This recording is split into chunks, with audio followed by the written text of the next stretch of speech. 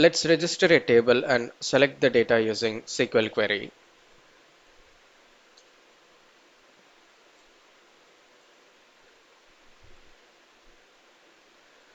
Let's import a file.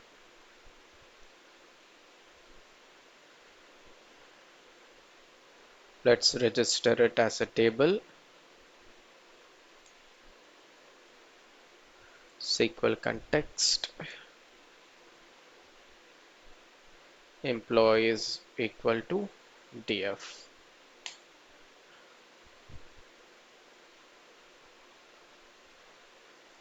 Let's have a data context dot execute.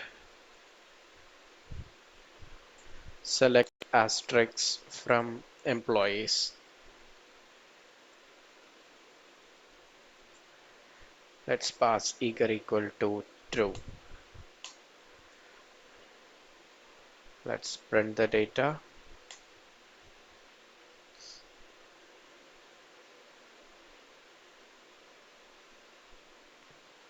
This way we can register a frame and use SQL queries to perform multiple SQL operations.